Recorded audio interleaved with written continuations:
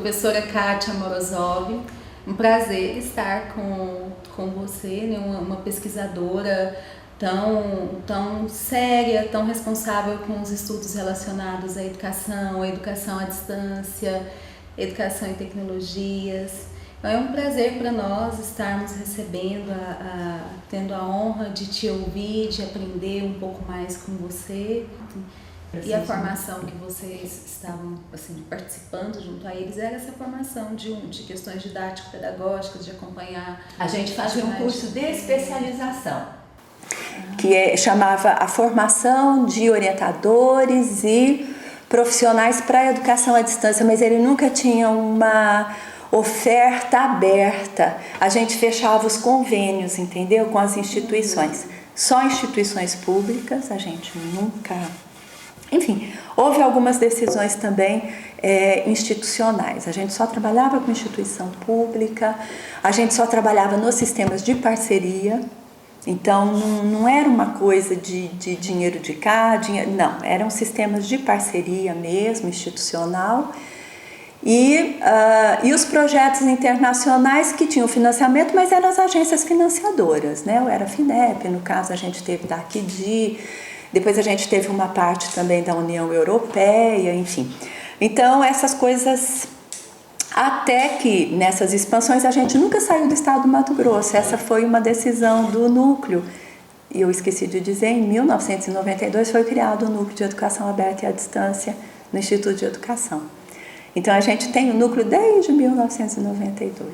Né? Veio a UAB, ela vem com um modelo, a Universidade Aberta do Brasil, que se contrapunha aos modelos de parceria que nós tínhamos. Se contrapõe aos modelos de formação? De formação e também de próprio desenvolvimento da educação à distância, porque a UAB, não inicialmente o ProLicem não tinha isso não, mas depois veio, eu acho que eles quiseram controlar um pouco isso. Ela na verdade tem uma planilha financeira que define um modelo. É na planilha financeira que diz que tem que ter professor conteudista, tutor à distância, tutor presencial e tal. E nós não trabalhávamos com essas concepções, a gente não trabalhava com esse modelo, né? E aí a gente teve que ir se adequando. O núcleo, ele fica como um espaço de resistência ainda, né? A essas coisas todas. Até que 2008, 2007, nós fomos chamados pelo Ministério de Educação e Cultura, que começava uma conversa, depois da ida do Lula, pelos 100 anos de imigração japonesa, eles vão e eles se deparam com, a UAB já estava criada, eles se deparam com sistemas de escolas brasileiras no Japão, para atendimento da educação infantil, educação básica e ensino médio.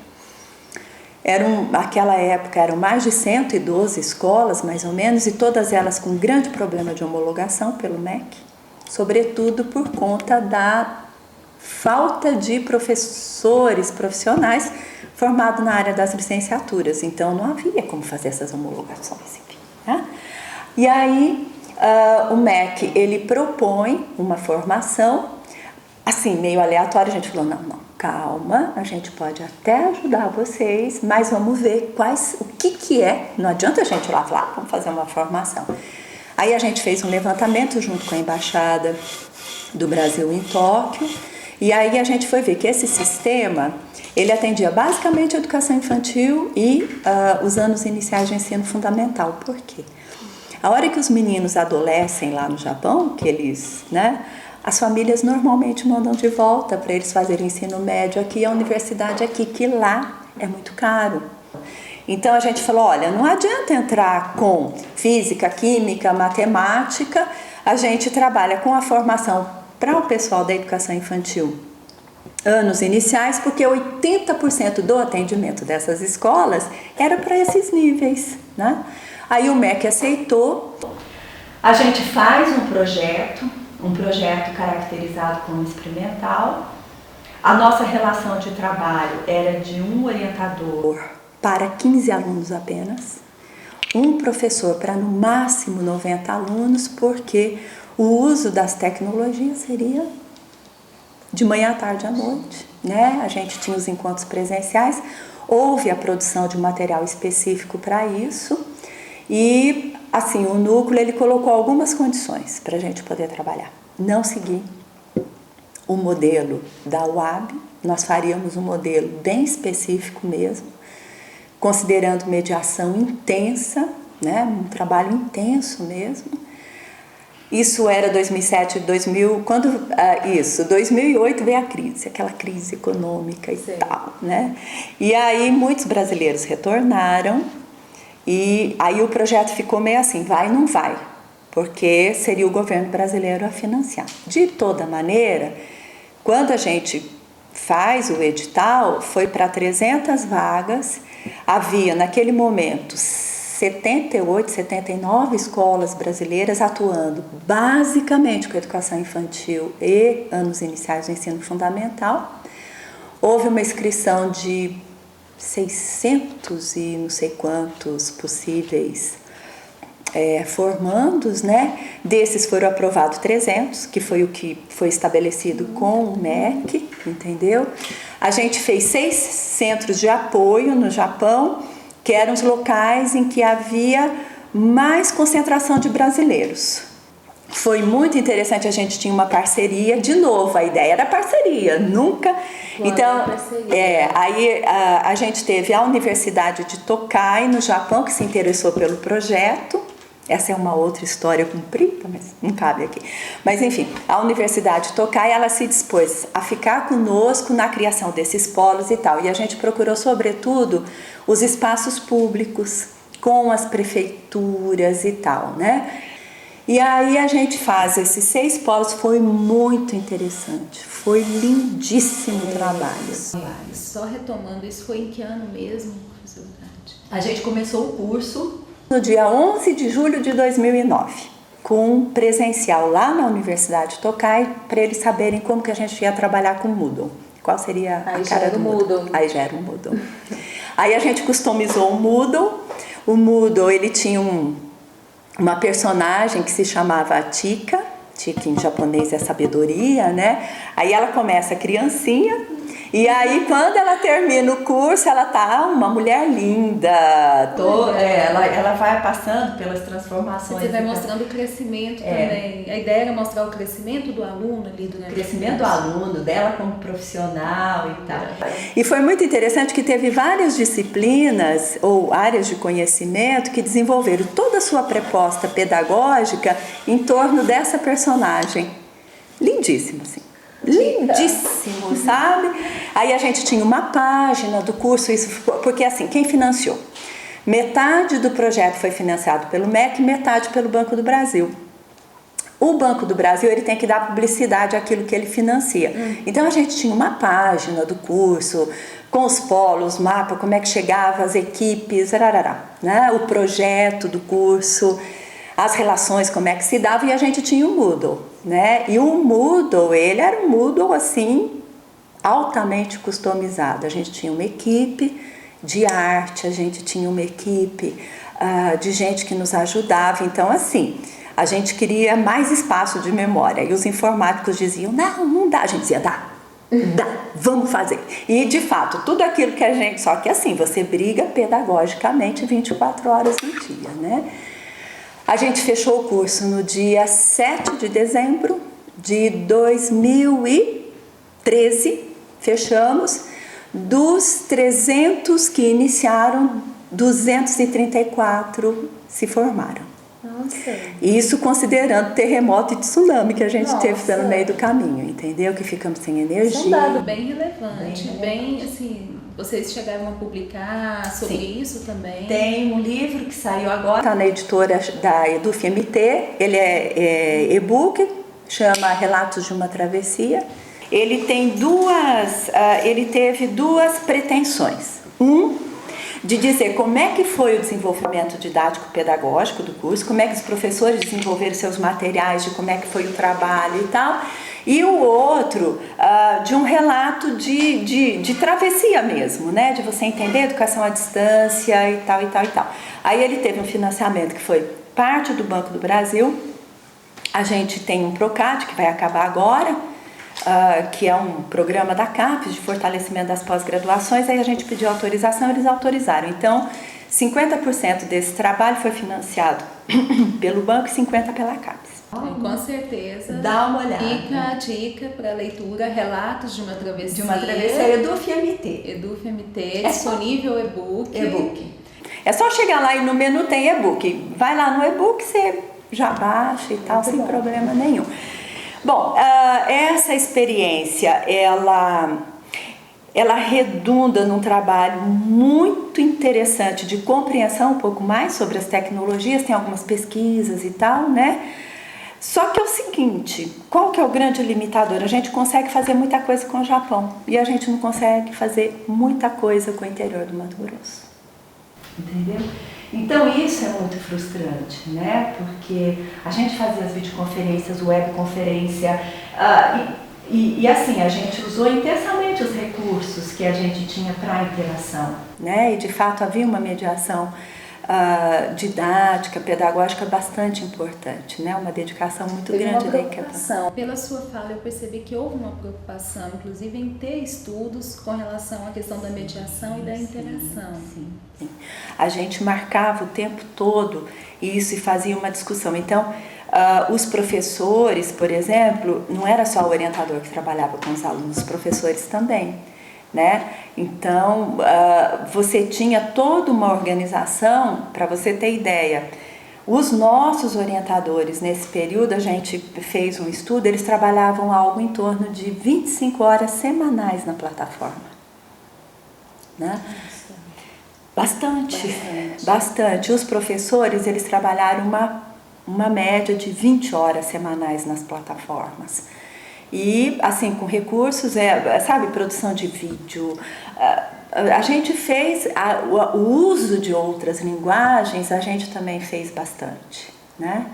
Para que, eu acho que é isso, é você trabalhar com essas mídias todas e tal, né? E aí, então, foi assim, quando a gente resolveu sair do estado do Mato Grosso, a gente foi para o Japão, né? Aí a gente foi, nós retornamos, houve o convite até para que a gente trabalhasse em outros locais, mas aí a condição já era muito diferente, e aí a gente de fato não se propôs. Aí foi uma decisão do núcleo mesmo, visto que nós não teríamos as possibilidades de experimentação que nós tivemos nessa experiência, então. Então ele encerrou, ela finalizou em 2013. 2013, dia 7 de dezembro de 2013. E assim, uma pergunta até um pouco pessoal, como foi o ano de 2014 diante de uma experiência tão interessante, tão boa pedagogicamente, politicamente falando? E aí, como foi regressar em 2014 e como que estão esses estudos agora? A gente está com as pesquisas. O ano de 2014, pelo menos para mim, ele foi muito intenso ainda, porque tinha que fechar muita coisa. Prestar conta, produzir o livro, enfim, né? Era muita coisa ainda para se fazer. E eu estou tendo apenas agora, o início desse ano, que fechamos todos os compromissos.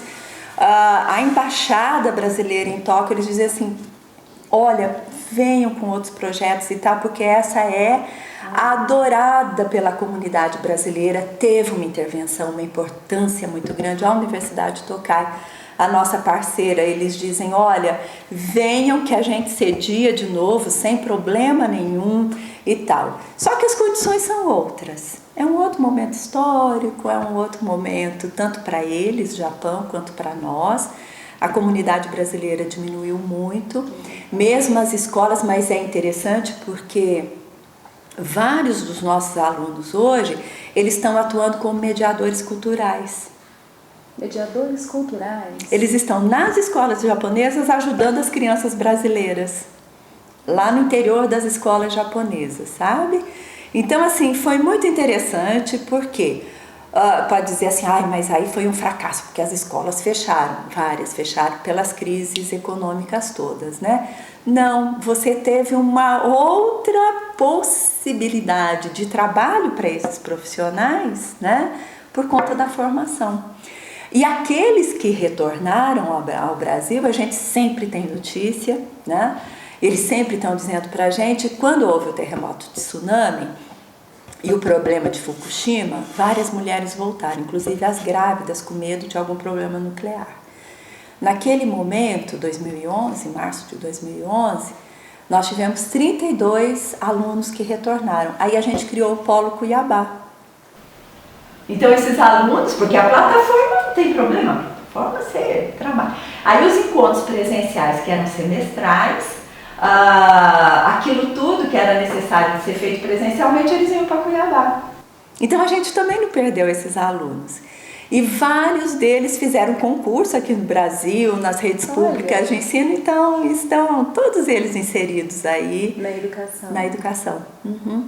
Então assim, tanto para lá quanto para cá, o resultado da formação foi extremamente importante. Vários deles estão fazendo pós-graduação.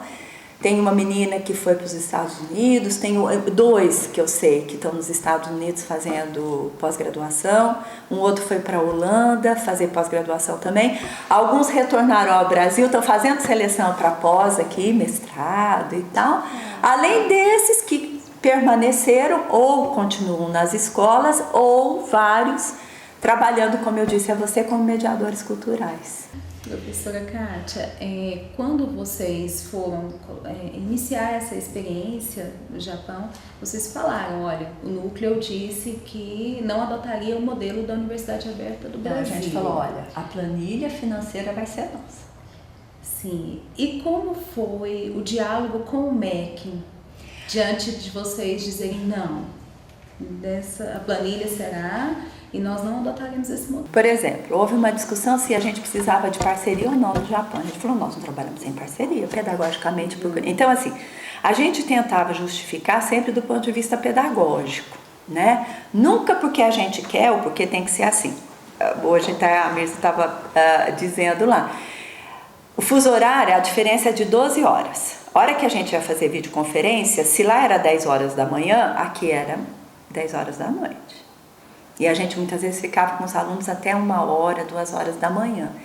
Se você ia fazer um chat, não tem como, né? E a gente não ia propor aos alunos que eles acordassem 3 horas da manhã para fazer o chat.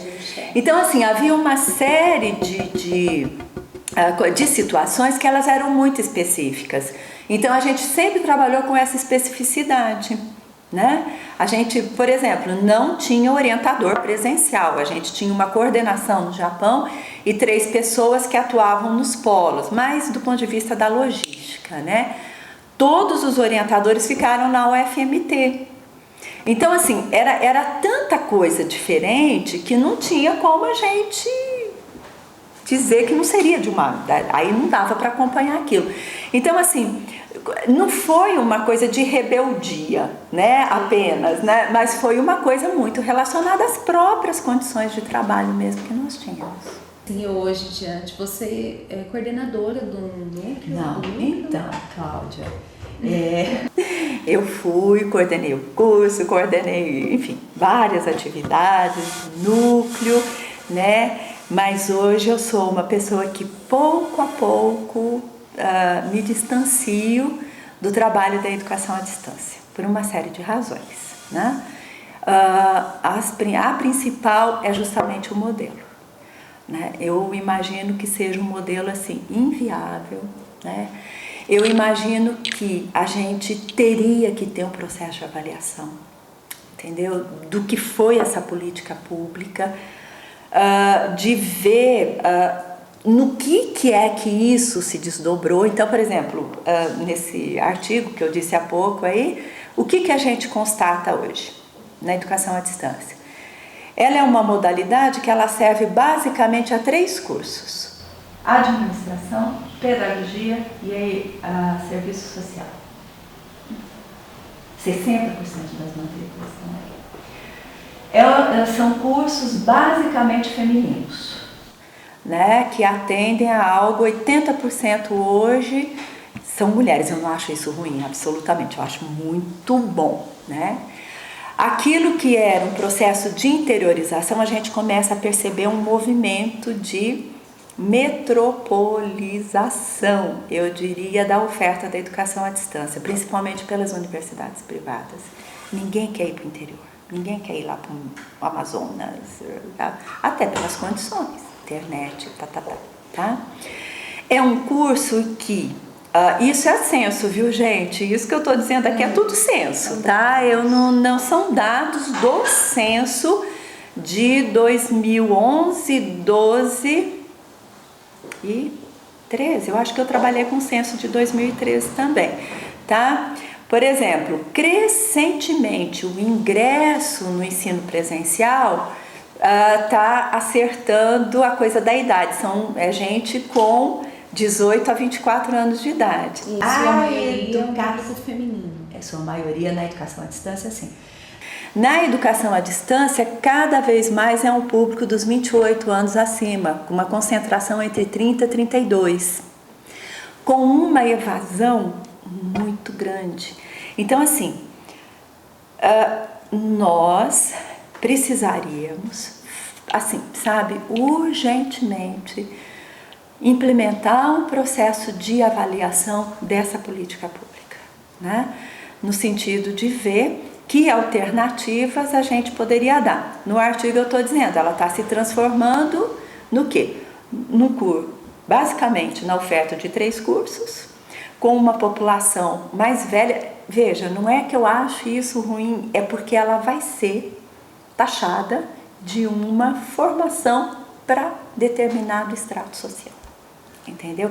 Com todos os problemas que isso traz no nosso país, né? Ninguém vê isso como processo de democratização, parará. A gente vê isso como processo de estigmatização mesmo, né? Então é urgente essa avaliação pelo poder público. Pelos dados que eu obtive, desde a criação da Universidade Aberta do Brasil até esse momento, algo em torno de 6 bilhões de reais já foram canalizados para a Universidade Aberta do Brasil. Eu acho que há que se discutir a efetividade disso, do impacto social que isso tem e tal, né? Então, eu imagino assim, é uma política super importante, claro que é, né? Mas necessária de ser revisada, retomada, reorganizada, né? Sob pena da gente ter 2 tipos de formação no nível superior, né? Uma dedicada ao presencial, outra à educação à distância, com dois públicos muito diferentes, distintos entre si. Professora Kátia, há quem diga que a Universidade Aberta do Brasil é um caminho sem volta para nós. E aí, como nós estávamos conversando no início, né, que aí foi citado o seu artigo, Educação à Distância no Brasil, entre parênteses, caminhos em sua instauração, publicado na revista Educar, da Universidade Federal do Paraná, agora de dezembro de 2012.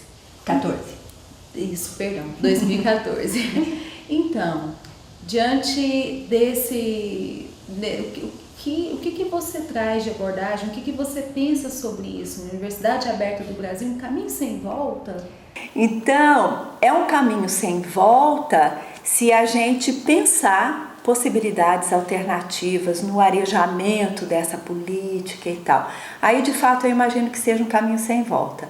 Mas trabalhar com a educação à distância em projetos paralelos ao que é o institucional, com uma cultura de bolsa muito grande, imaginando o tutor do jeito que ele seja, eu acho que pode até ser um caminho sem volta, mas ele vai ser um caminho muito ruim. Ele tem indicado... Você percebe a fragmentação do trabalho docente? Sem dúvida. Você não tem vaga, você não tem matriz orçamentária, as pessoas elas ficam mais sobrecarregadas do que elas já estão, e isso afeta o modo pelo qual nós organizamos esse trabalho, o modo pelo qual nós organizamos essa formação. Pedagogicamente muito ruim, com processos de interação, mediação, quer dizer, inexistentes, né? Aí a gente tem que se perguntar que formação é essa. Queria agradecer muito, professora Kátia, um prazer, como disse a professora Mirza Seabra Toschi, que está aqui conosco. É um momento histórico para nós estarmos aqui conversando, tendo o prazer de ouvi-la contar uma experiência tão interessante para nós. Gostaríamos de estar sempre que você pudesse retornar também, estar conosco, vamos fazer essas leituras, outras também. E, enfim, agradecer em nome também do grupo de pesquisa CADSHO, que estuda as relações, coordenado pela professora Joana Peixoto, que estuda as relações entre tecnologia e educação, e convidá-la para conhecer também o nosso grupo de pesquisa. Um prazer enorme, muito obrigada. Eu sempre brinco assim, dizendo assim que a resiliência, né? A gente vai, mas ela tem um certo limite. Eu gostaria muito, né, que os grupos de pesquisa assim cada vez mais, né, tivesse mais gente, fomentasse, discutisse mais a educação à distância, não no sentido de dizer assim, de ter as coisas como prontas e acabadas, mas que de fato a gente pudesse problematizar esse momento, a gente pudesse problematizar aquilo que nós temos vivenciado em termos, enfim, dessa modalidade. Eu não gosto de modalidade, mas, né? E agradecer enormemente, eu estou à disposição, a hora que a gente puder se encontrar de novo, vai ser um enorme prazer também.